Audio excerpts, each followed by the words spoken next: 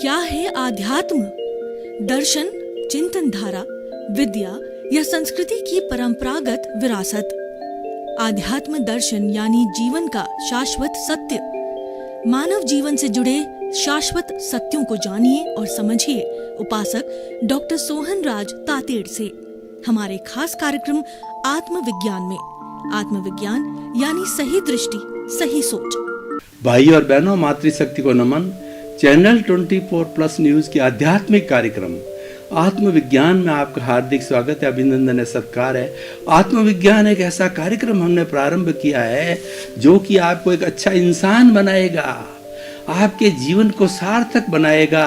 सभी लोग आपको पसंद करेंगे, घर में, समाज में, देश के लोग। और जहाँ भी आप, चाहे ट्रेन में हो, चाहे आप बस में हो, चाहे आप किसी पब्लिक प्लेस में हो, आप हमेशा पसंद किए जाएंगे। जब भी आप किसी से वार्तालाप करोगे तो आप बड़े संयमी रूप से वार्तालाप करोगे, आप बड़े संभाव से वार्तालाप करोगे, क्योंकि हमारे आत्मविज्ञान कार्यक्रम के अंदर जो आत्मा है, इसके जो भीतर है, इसके जो केंद्र में वो आत्मा रख करके और ये कार्यक्रम बनाया गया है। और जब सर्वगुण संपन्न आत्मा हमारे केंद्र में होती है तो निश्चित तौर से हमारा कार्यक्रम बहुत ही सुंदर होगा। तो हम प्रतिदिन नए नए एपिसोड के माध्यम से जो है इस आत्मविज्ञान को आपके भीतर पुष्ट करते हैं। तो आज हमारा विषय जो है वो बहुत ही सुंदर विषय है, जगे जबी सवेरा। देखिए कितनी सुंदर बात है कि मनुष्य सो रहा है और सोकर के वो जग गया और कई वर्षों तक वह जो है बार बार सोता रहा और उठता रहा, यानी उसने जीवन के बारे में कुछ नहीं सोचा। 30 साल निकल गए, 20 साल निकल गए, 40 साल निकल गए और वो तो सिर्फ जो एक मैकेनिकल लाइफ बिताता है कि सुबह उठ गए और नाश्ता कर लिया और चाय पी ली और फिर काम धंधा कर लिया, फिर भोजन कर लिया, फिर रेस्ट कर लिया और फिर जो इस तरीके से शाम को टीवी देख लिया और सो गए। एक मैकेनिकल लाइफ जो है वह जीता है। और कभी उसके मन में विचार आता है कि अरे मैंने जीवन के 30 साल निकाल दिए, 40 साल निकाल दिए, आखिर मेरे जीवन का अर्थ क्या है, इस जीवन में मैं क्यों आया हूँ।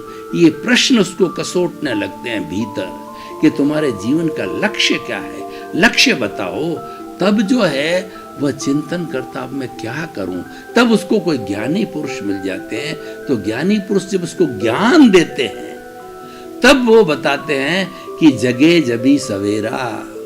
निराश होने की कोई बात नहीं है, तुम अभी से स्टार्ट करो कि मेरा पुनर्जन्म हुआ है, मेरा जीवन यहाँ से स्टार्ट हो रहा है। सही तरीके से स्टार्ट करो, सही दृष्टि, सही सोच के साथ में स्टार्ट करो। और जो रॉन्ग बिलीफ थी कि मैं तो मैकेनिकल लाइफ वाला ही व्यक्ति हूँ और जीवन भर ऐश आराम आनंद करना, मेरा घर परिवार धन दौलत यहीं तक सिर्फ नहीं, ये तो हमारे साधन हैं, हमारा साध्य अलग है। हम इस दुनिया में कुछ करने आए हैं, दुनिया में कुछ समझने आने हैं। देखिए भाई और बहनों, इस जीवन के अंदर 4 चीजें बड़ी दुर्लभ है। पहली दुर्लभ जीव है कि मनुष्य का मिलना। हम जो इतनी सत्संगत आत्मविज्ञान के कार्यक्रम से कर रहे हैं और रोज रोज नए एपिसोड आपको बता रहे हैं, रोज रोज नई बात बताते हैं, नया विषय लेते हैं, ये सब आता कहाँ से? ये किसी किताब को पढ़ के नहीं बताया जाता है, ये किसी श्लोक का जो हिंदी अनुवाद नहीं किया जाता है या श्लोक का अर्थ नहीं बताया जाता है, वो तो रटन विद्या है। लेकिन हम आपको अनुभव वाणी बताते हैं।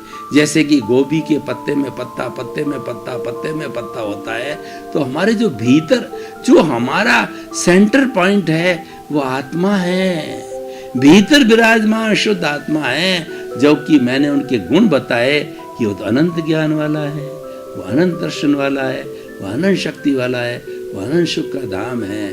और मैं तो ज्ञाता हूँ, मैं तो दृष्टा हूँ, मैं तो जानने वाला हूँ, मैं तो देखने वाला हूँ, मैं अकर्ता हूँ। ये ज्ञान देता और भेद विज्ञान चीरा फाड़ा। जो ज्ञानी पुरुष होता है वो चीरा फाड़ा करते हैं कि लो ये आत्मा अलग, ये शरीर अलग, दोनों पड़ोसी हो, एक साथ जी रहे हो, लेकिन दोनों अलग अलग है, दोनों को अलग अलग मानना है तो सुखी रहोगे। ये जो जड़ है वो सब तरह की क्रिया करता है, पूर्व जन्म के कर्म जो साथ में लेके आता है उसका भुगतान करता है। इसके माता होते हैं, पिता होते हैं, बेटा होता है, बेटी होता है, धन होता है, दौलत होता है, लेकिन आप इससे अलग हो। आप तो जो है आनंद वाले हो, सच्चिदानंद हो। और शिवो हम, शिवो हम, मैं तो शिव हूँ, मैं तो सहजानंदी हूँ। आपकी भावना अलग है।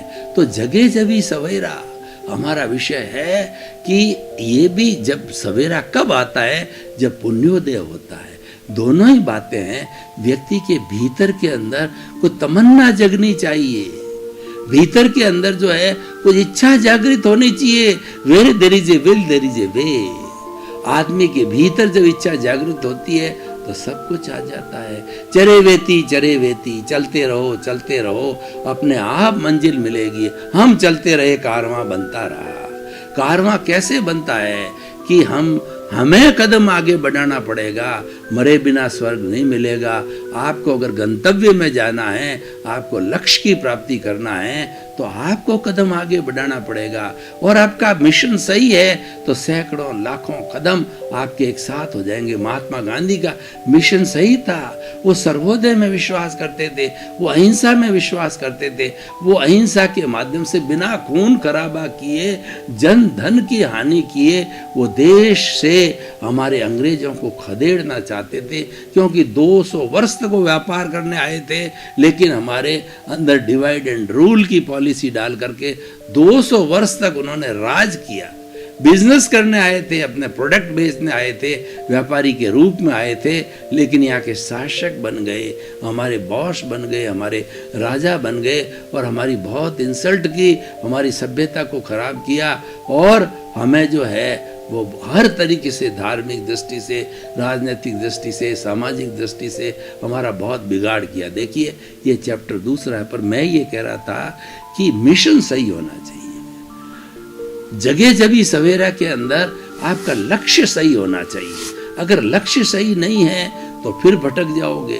व्यक्ति देखिए, अगर हमारे को यहाँ जोधपुर से जो है वो दिल्ली की ट्रेन के अंदर दिल्ली जाना है तो हमको मंडोर एक्सप्रेस या दिल्ली जाने वाली ट्रेन में बैठना पड़ेगा।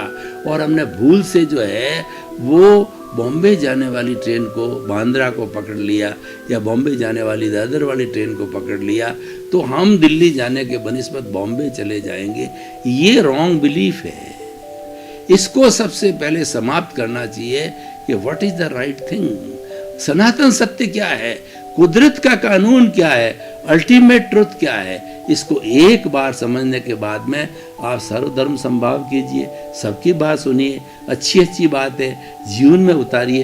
वो सब एक से दूसरे को सपोर्ट। अल्टीमेट ट्रुथ सबका एक सा होता है, क्योंकि जितनी सारी नदियाँ जो निकलती है अलग अलग पहाड़ों से, अलग अलग झरनों से, वो जाकर के एक समुद्र के अंदर गिरती है। हिंदुस्तान की सारी नदियाँ या तो हिंद महासागर में या अरब सागर में या बंगाल की खाड़ी में, जो भी नज़दीक होगा उसमें जाकर के गिरेगी। तो ये हिंद महासागर, अरब सागर और जो है वो जो है ये इनके लक्ष्य हो गए, इनके जो अल्टीमेट ट्रुथ हो गए, उसमें जाकर के मिलती है।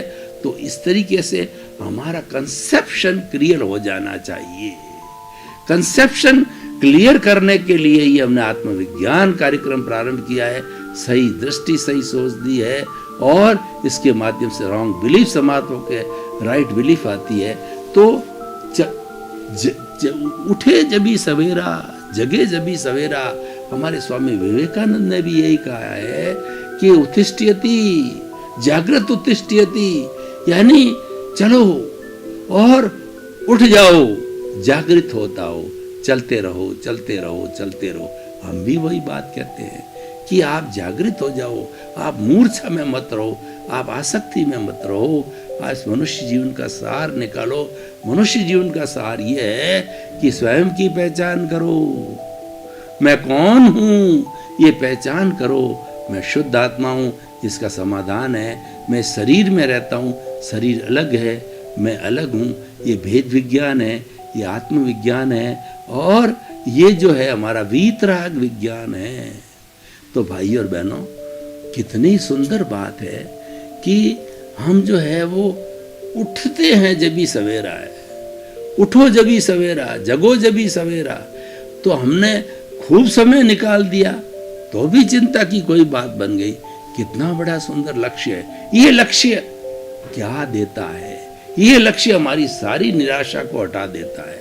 मन में जभी भी जिज्ञासा जागृत हो गई कि नहीं, मुझे उत्थान करना है, मुझे आगे बढ़ना है, तो हम आगे से आगे बढ़ते रहते हैं। मैं भगवान महावीर स्वामी का आपको उदाहरण देना चाहता हूँ। तीर्थंकर थे।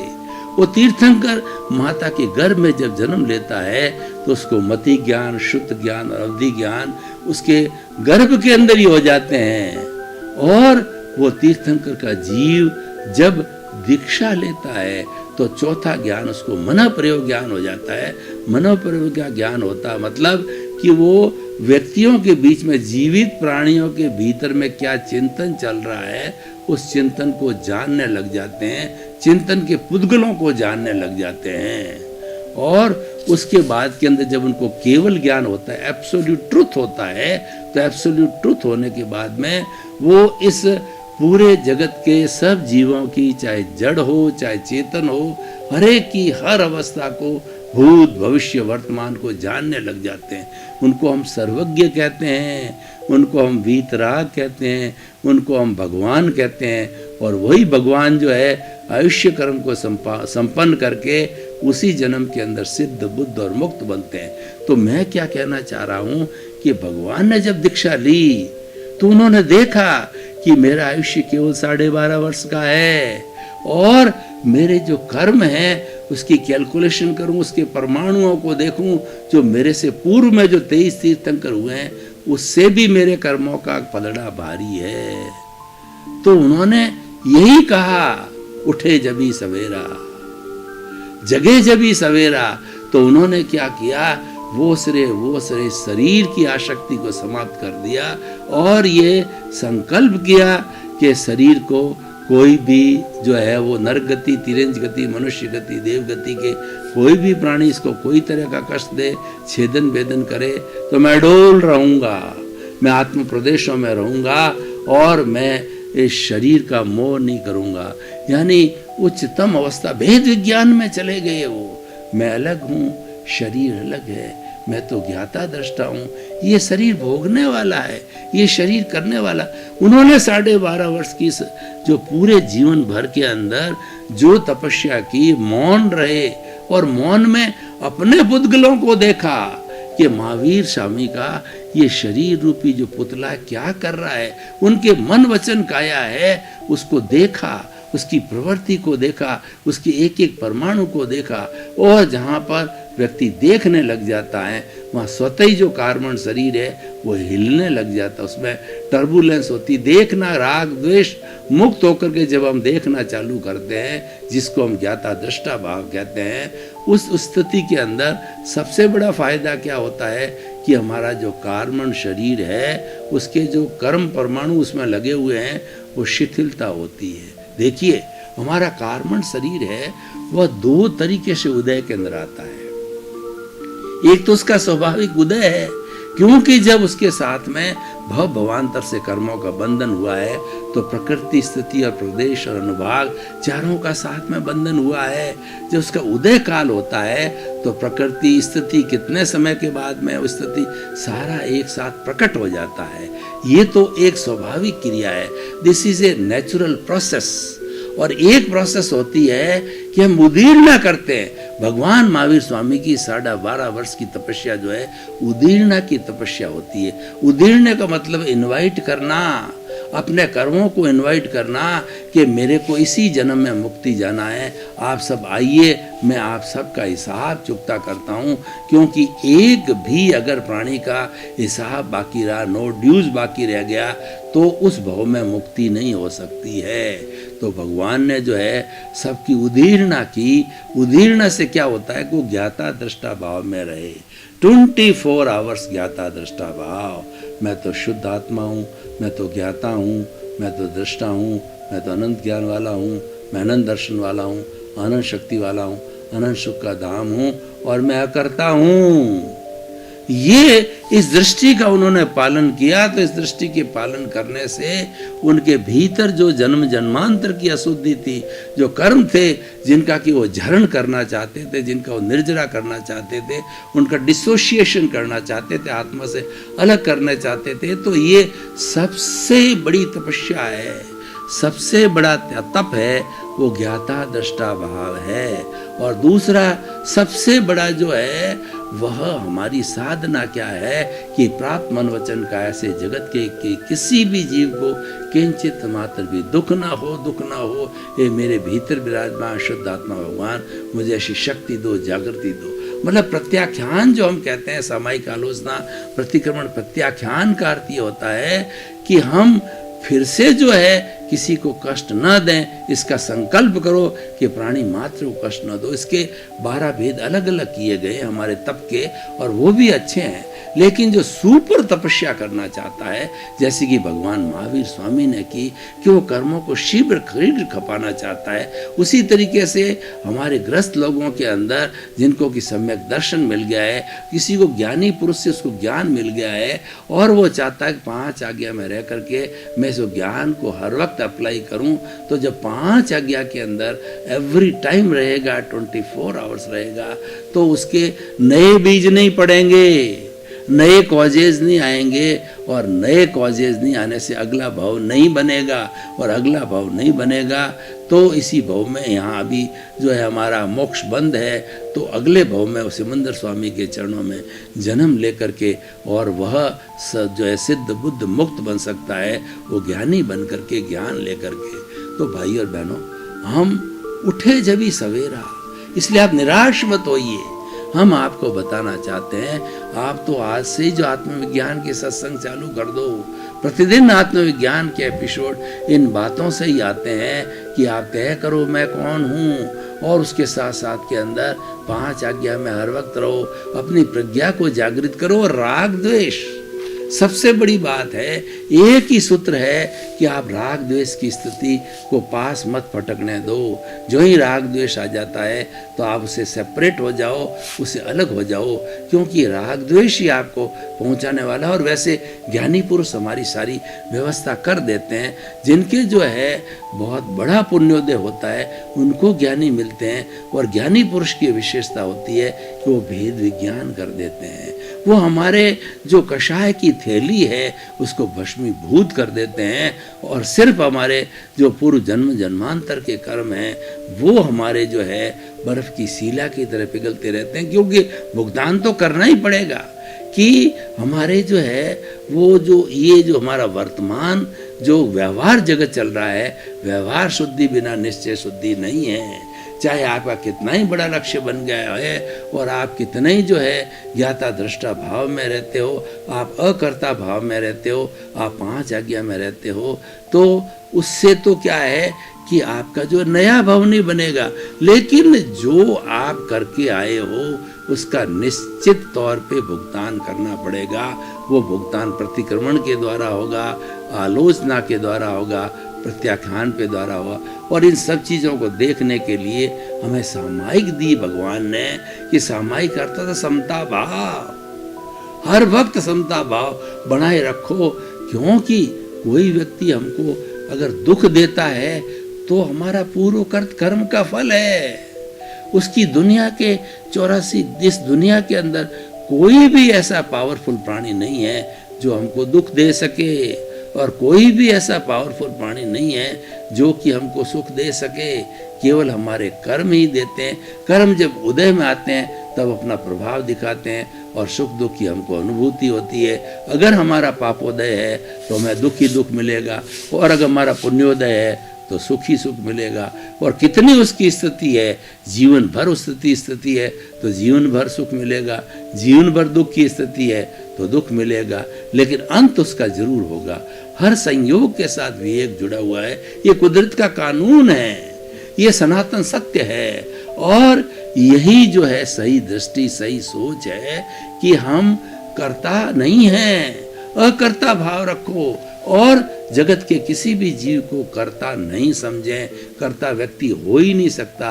मैं तो एक संजोग हूँ, मैं तो एक निमित्त हूँ, और इस तरह से सृष्टि के अंदर हर प्राणी एक निमित्त है, एक जो है वह जो है वो कार्य करने वाला है, लेकिन वो करता नहीं है, वो तो किसी का निर्देश मानने वाला है, संजोग के रूप के अंदर वो जो है वो कार्य कर सकता है। तो भाई और बहनों, इस सारे एपिसोड से जो है जगे जबी सवेरा हम क्या निष्कर्ष निकालते हैं कि सबसे पहले आपका जितना जीवन निकल गया है उसकी चिंता छोड़िए, और अब जितना शेष बचा है यानी इसी क्षण से, वर्तमान क्षण से ही जो है आप अपने आप में ज्ञान अप्लाई कीजिए। ज्ञान एक दीपक है, ज्ञान हमारी रॉन्ग बिलीफ को समाप्त करके राइट बिलीफ लाता है। ज्ञानी पुरुष की आप खोज कीजिए कि ज्ञानी पुरुष कहीं मुझे मिले, जैसा विवेकानंद जी ने खोज की। विवेकानंद जी परख करते रहे अपने अपने गुरुओं की, कोई गुरु मिला नहीं, लेकिन राम कृष्ण के अंदर वो सब गुण मिले, परमहंस के अंदर जो वो चाहते थे। भाई और बहनों, आपका बहुत बहुत धन्यवाद। आप आत्मविज्ञान कार्यक्रम देखते रहिए। आत्मविज्ञान कार्यक्रम आपकी दृष्टि को अच्छा करेगा, आपकी सृष्टि अच्छा बनाएगा, आपको सुख की अनुभूति होगी, और सबको दिखाइए, परिवार के सभी सदस्यों को दिखाइए, उनमें सुसंस्कार आएंगे। आज हमारे बहुत से चैनलों के अंदर केवल मनोरंजन किया जाता है, और हमारे आत्मविज्ञान में आत्मरंजन है। बेसिक डिफरेंस दूसरे चैनल और हमारे आत्मविज्ञान के चैनल में अंतर है कि ये आत्मरंजन है।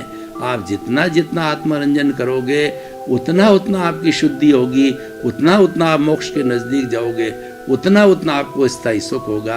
क्योंकि हमारा ये कार्यक्रम सर्वे भवन्तु सुखिनः सर्वे भवन्तु निरामया, लोक के सब जीवों को सुख मिले, शांति मिले, आनंद मिले, सबका कल्याण हो।